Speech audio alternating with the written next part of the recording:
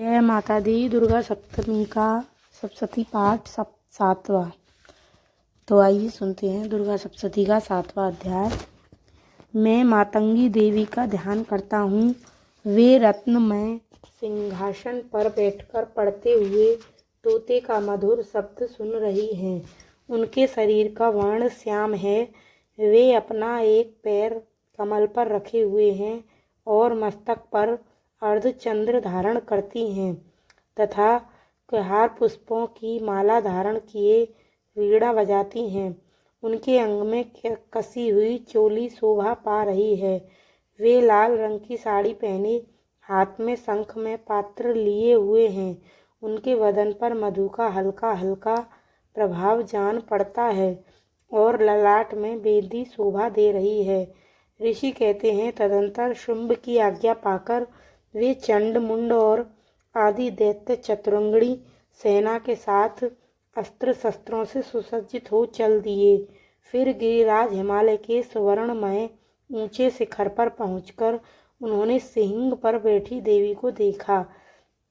वे मंद मंद मुस्कुरा रही थीं। उन्हें देखकर दैत्य लोग तत्परता से पकड़ने का उद्योग करने लगे। किसी ने धनुष तान लिया, किसी ने तलवार संभाली और कुछ लोग देवी के पास आकर खड़े हो गए। तब अंबिका ने उन शत्रुओं के प्रति बड़ा क्रोध किया।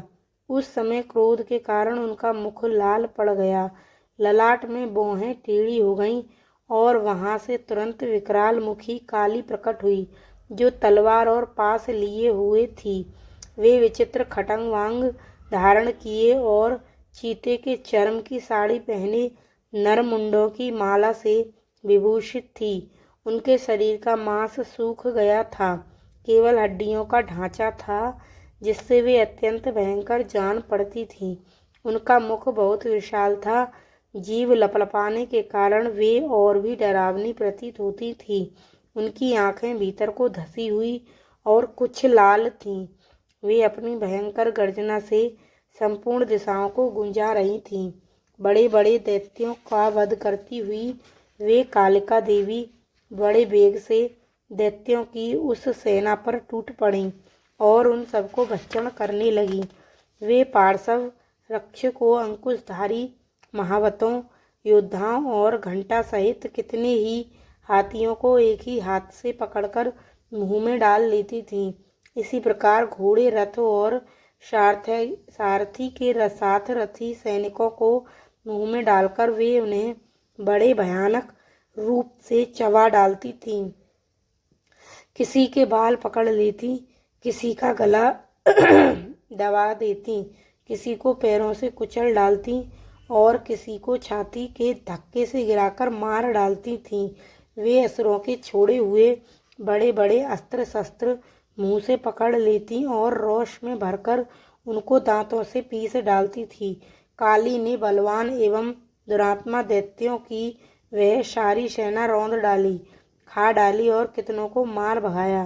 कोई तलवार के घाट उतारे गए, कोई खटकवांग से पीटे गए और कितने ही असुर दांतों के अग्रभाग से कुचले जाकर मृत्यु को प्राप्त हुए। इस प्रकार देवी ने असुरों की उस सेना को क्षण भर में मार गिराया।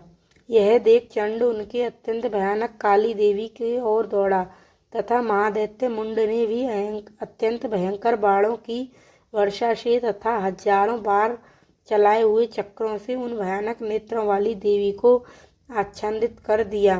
वे अनेकों चक्र देवी के मुख में समाते हुए ऐसे जान पड़े मानो सूर्य के बहुतेरे मंडल बादलों के उदर में प्रवेश कर रहे हों। तब भयंकर गर्जना करने वाली काली ने अत्यंत रोष में भरकर विकट अट्टहास किया।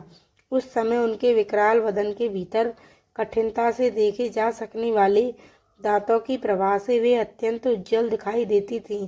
देवी ने बहुत बड़ी तलवार हाथ में ले हन का उच्चारण करके चंड पर धावा किया और उसके केस पकड़कर उसी तलवार से उसका मस्तक काट डाला। चंड को मारा हुआ देखकर मुंड भी देवी की ओर दौड़ा। तब देवी ने रोष में भरकर उसे भी तलवार से घायल करके धरती पर सुला दिया। महापराक्रमी चंड और मुंड को मारा हुआ देखकर मरने से बची हुई बाकी सेना भय से व्याकुल हो चारों ओर भाग गई। तदंतर काली ने चंड और मुंड का मस्तक हाथ में ले चंडिका के पास जाकर प्रचंड अट्टहास करते हुए कहा, देवी, मैंने चंड और मुंड नामक दोनों महापशुओं को तुम्हें भेंट किया है। अब युद्ध यज्ञ में तुम शुंभ और निशुंभ का स्वयं ही वध करना। ऋषि कहते हैं, वहां लाए हुए उन चंड मुंड नामक महादैत्यों को देखकर कल्याणमयी चंडी ने काली से मधुर वाणी में कहा, देवी, तुम चंड और मुंड को लेकर मेरे पास आई हो, इसीलिए संसार में चामुंडा के नाम से तुम्हारी ख्याति होगी। इस प्रकार श्री मार्कंडेय पुराण में सार्वणिक मनवंतर की कथा के अंतर्गत देवी महात्म्य में चंड मुंड वध नामक 7वां अध्याय पूरा हुआ। जय माता दी।